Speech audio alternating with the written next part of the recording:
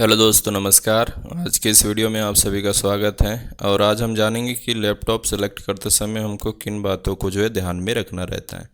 तो चलिए बिना समय गवाए वीडियो को शुरू करते हैं। यहाँ पे आप देख सकते हैं कि हमारे स्क्रीन पे एक लैपटॉप हमने रखा है। आसूस का टफ गेमिंग करके ये लैपटॉप का नाम है और इसकी कीमत 90,990 है। दोस्तों, सबसे पहले तो आपको यही देखना रहता है कि इस लैपटॉप की मिनिमम कीमत कितनी है। देखिए, एक एप्लीकेशन आता है, उस एप्लीकेशन की मदद से आप किसी भी लैपटॉप की या किसी भी प्रोडक्ट की कीमत का हिस्ट्री निकाल सकते हैं कि वो मिनिमम कितनी कीमत पे गया है और मैक्सिमम कितनी कीमत पे गया है। ये लैपटॉप क्या है, कभी कभी ये 92,000 95,000 का बिकता है, कभी 88,000 और कभी कभी ये 80,000 रुपये का बिकता है। तो हमें इसको कितनी कीमत पे लेना चाहिए, 80,000 रुपये में। तो जब इसकी कीमत 80,000 रुपये होगी ना, तभी हमको इस लैपटॉप को ख़रीदना चाहिए। तो जब सेल आती है, कोई फेस्टिवल आता है तो सेल आता है, ठीक है, कोई त्यौहार आता है तो ऑफ़र आता है। तो ऑफ़र में अगर आप इसको ख़रीदते हैं तो ये सस्ते दामों पे लैपटॉप मिल जाएगा। तो कुल मिलाकर कहना ये है ना कि जब ये अपनी मिनिमम कीमत पे, यानी कि जब ये कम से कम कीमत में बिके, तब इस लैपटॉप को ख़रीदना चाहिए। और उसके लिए एक एप्लीकेशन है जिसका लिंक मैं आप सभी को वीडियो के डिस्क्रिप्शन में दे दूंगा। उस एप्लीकेशन को अपने मोबाइल पर इंस्टॉल करके यूज़ करेंगे तो आप पता लगा सकते हैं कि कोई भी लैपटॉप या कोई भी चीज़ की कीमत मिनिमम कम से कम वो कितने में बिका, अधिकतम से अधिकतम वो कितने में बिका है, ठीक है। तो उसका इस्तेमाल आप कर सकते हैं। अब रही बात कि लैपटॉप सेलेक्ट करते समय क्या क्या ध्यान में रखना रहता है। तो सबसे पहला चीज़ होता है भैया प्रोसेसर। लैपटॉप का जो प्रोसेसर होता है ना, वो लैपटॉप का दिमाग होता है। और अधिकतर लैपटॉप में इंटेल के प्रोसेसर लगे होते हैं। एक AMD के प्रोसेसर भी लैपटॉप में आते हैं, लेकिन वो थोड़ी सस्ते दाम पे मिलता है और उसके परफॉर्मेंस यानी कि कार्य क्षमता थोड़ी सा कम रहती है। लेकिन दोस्तों, वो भी अच्छा प्रोसेसर माना जाता है और इंटेल भी अच्छा माना जाता है। तो इस लैपटॉप में आप देख सकते हैं कि प्रोसेसर अगर देखना हो तो कैसे देखेंगे, तो यहाँ पे आप देख सकते हैं कि इंटेल का कोर i7 का प्रोसेसर लगा हुआ है। और ये 13 जनरेशन का प्रोसेसर है। और ये H सीरीज़ का प्रोसेसर। यहाँ पे आप देख सकते हैं प्रोसेसर के लास्ट में यहाँ पे H लिखा हुआ है।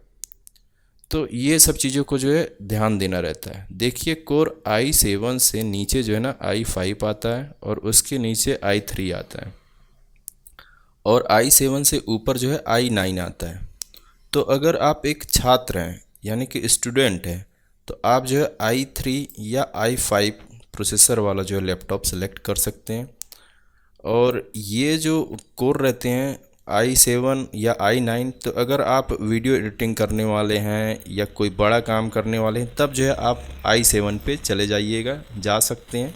लेकिन अगर आप छात्र हैं तो i3 या मैक्सिमम आपको i5 कोर वाले जो प्रोसेसर है, वो वाले लैपटॉप आपको सेलेक्ट करना चाहिए। उसके बाद प्रोसेसर में जनरेशन भी देखना ज़रूरी रहता है। 12th जनरेशन, फिर उसके बाद 13 जनरेशन, फिर उसके बाद 14 जनरेशन के प्रोसेसर लेटेस्ट अभी लैपटॉप में देखने को मिलेंगे। तो जनरेशन क्या रहता है कि कोई भी जनरेशन बदलता है ना, तो प्रोसेसर में ना सुधार किया जाता है, उसमें बदलाव किया जाता है। अगर कोई कमी रहेगी तो जनरेशन जैसे ही चेंज होगा तो उसमें कुछ ना कुछ सुधार करके उस प्रोसेसर को और बेहतर बनाते हैं। तो कोर i5 का 13 जनरेशन का इसमें इस लैपटॉप में प्रोसेसर लगा हुआ है।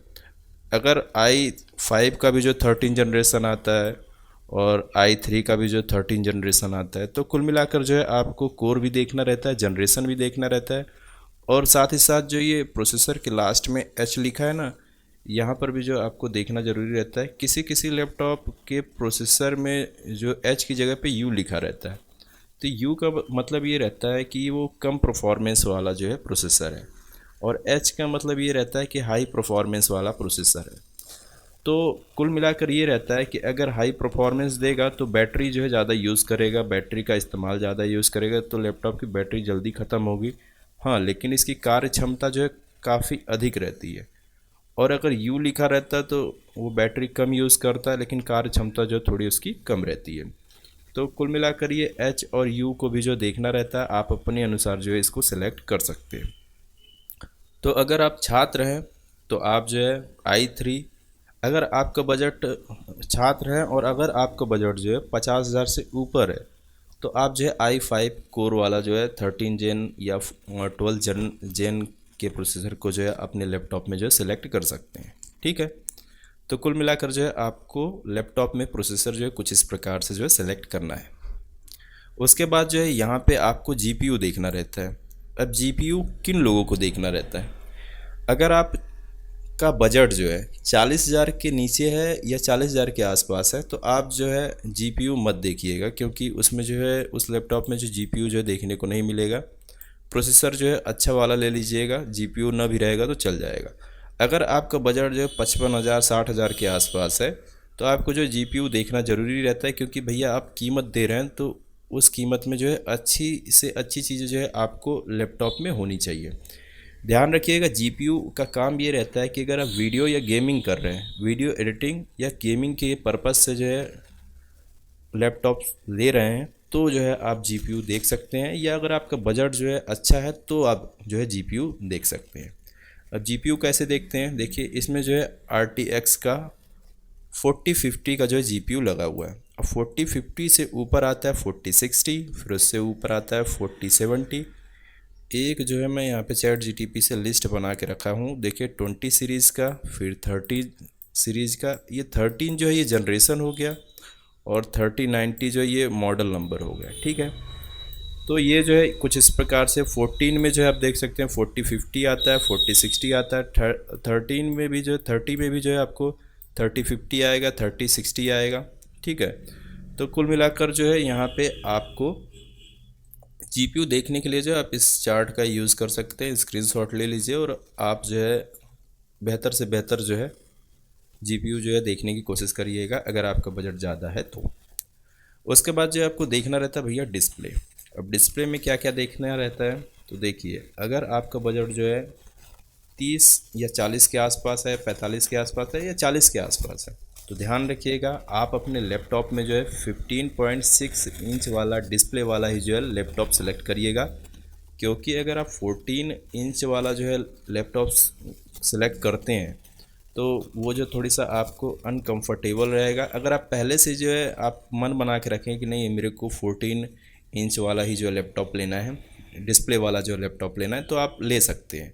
लेकिन अगर आपका बजट जो है 40,000 के आसपास है तो आप जो 15.6 इंच वाला डिस्प्ले वाला जो है लैपटॉप सेलेक्ट करिएगा। और उसमें जो ये देखना रहता है कि क्या वो फुल एचडी है कि नहीं है, ये दो चीज़ें जो है रहनी चाहिए। और वो जो है 60 हर्ट्ज़ का जो है डिस्प्ले जो है उसमें देखने को मिलेगा, क्योंकि इस लैपटॉप की कीमत ज़्यादा है जबकि 90,990 रुपये, तो इसमें जो है 144 हर्ट्ज़ रिफ्रेश रेट वाला जो डिस्प्ले देखने को मिल रहा है। तो अगर आपका बजट जो 50,000 55,000 या 60,000 के आसपास है तो रिफ्रेश रेट जो है देखने की ज़रूरत रहती है, साथ ही साथ जो ब्राइटनेस देखने के लिए ज़रूरत रहती है। और साथ ही साथ आपको ये भी देखना रहता है कि उसमें जो है आईपीएस डिस्प्ले है कि आईपीएस लेवल का डिस्प्ले है, कौन सा डिस्प्ले लगा हुआ है, ये चीज़ जो है आपको देखनी रहती है। ठीक है, तो अगर आप लैपटॉप लेने जा रहे हैं तो आपको जो डिस्प्ले देखते समय जो है इन बातों को जो है ध्यान में रखना रहता है। उसके बाद दोस्तों आता है रैम और स्टोरेज। तो रैम स्टोरेज के लिए थोड़े से हम नीचे की तरफ चलते हैं। देखिए रैम जो रहती है ना, यहाँ पे आप देख सकते हैं कि इस लैपटॉप में 16 GB की DDR5 की रैम लगी हुई है। अब रैम में भी जो है 1 मेगाहर्ट्ज़ रहता है। ठीक है, 3200 मेगाहर्ट्ज़, 3400 मेगाहर्ट्ज़, 3600 मेगाहर्ट्ज़। तो जो डिटेल में जाते हैं तो वो जो है मेगाहर्ट्ज़ भी देखते हैं। तो इस लैपटॉप में जो है 16 GB की DDR5 की जो रैम लगी हुई है। अगर यहाँ पे DDR4 रहता और यहाँ पे 16 की जगह 32 रहता तो मैं जो 32 वाला सेलेक्ट करता, ये DDR5 रैम 16 GB का जो मैं सेलेक्ट नहीं करता। तो जितना ज़्यादा से ज़्यादा रैम रहे ना उसको जो है आप प्रेफर करिएगा, यानी कि उसको लीजिएगा। ठीक, रैम जितना ज़्यादा रहे उतना उस लैपटॉप को सिलेक्ट करना है, न कि जो ये DDR4 या 5 को आप इग्नोर कर सकते हैं। इसमें ज़्यादा जो है आपको अंतर जो देखने को नहीं मिलता। उसके बाद जो स्टोरेज की जगह पे अगर आपका बजट जो है 40,000 के आसपास का है तो आप जो है ध्यान रखिएगा कि 512 GB का नॉर्मल SSD करके जो है एक स्टोरेज रहती है। तो कम से कम जो है 512 GB स्टोरेज वाला जो है आपको SSD जो है लेना रहता है। इस लैपटॉप में जो है देख सकते हैं कि M.2 वाला जो है रैम लगा हुआ है। ठीक है, तो ये जो छोटा रहता है, साइज़ में काफ़ी छोटा रहता है, स्पीड जो है काफ़ी अच्छी रहती है। तो अगर आपका बजट जो है 50,000 60,000 के ऊपर है तो M.2 वाला जो SSD है वो देख सकते हैं आप, या आप इसको इग्नोर भी कर सकते हैं। ज़्यादा जो है हमारे मदरबोर्ड में, प्रोसेसर में इतना दम नहीं रहता कि इसका जो है पूरा यूज़ कर लें। अगर यहाँ पे M.2 की जगह पे नॉर्मल SSD भी लिखा रहता तो भी जो है हमारा काम चल जाता। ठीक है, लेकिन ध्यान रखिएगा, अगर आपका बजट ज़्यादा है तो आपको इन सब चीज़ों को जो डिटेल में जो है देखना रहता है और सिलेक्ट करना रहता है। इन सब चीज़ों को जो ध्यान में रखना रहता है। अगर आपका बजट जो है कम है, 50,000 के आसपास भी है, तो अगर आप नॉर्मल SSD ले रहे हैं तो आप ले सकते हैं। लेकिन अगर M.2 वाली SSD लगी है उसमें तो और अच्छी बात है 50,000 में। ठीक है, तो कुल मिलाकर जो है इन सब चीज़ों को जो है कंपेयर करना रहता है, देखना रहता है, और इनको जो है अगर आप डिटेल से देखेंगे तब जो है अगर आप लैपटॉप सेलेक्ट करेंगे तो आप एक अच्छा लैपटॉप सेलेक्ट कर सकते हैं। ठीक, और अगर आपका बजट जो है 40,000 के आसपास है तो आप इन सब चीज़ों को इग्नोर भी कर सकते हैं और अधिक से अधिक जो है चीज़ों को जो है देखने की कोशिश करिए। जिसमें अधिक चीज़ें आपको अच्छी चीज़ें मिल रही है उनको जो है अपने अनुसार जो है सेलेक्ट करने की कोशिश करिएगा। और इन बातों को ध्यान में रख के अगर आप लैपटॉप सेलेक्ट करेंगे तो आप एक बढ़िया सा लैपटॉप जो है सेलेक्ट कर पाएंगे। तो दोस्तों कुल मिलाकर इस वीडियो में केवल इतना ही था। अगर आपको ये वीडियो अच्छी लगे तो लाइक करिएगा। कोई भी सवाल रहता है तो कमेंट बॉक्स में लिख कर हमसे पूछ सकते हैं।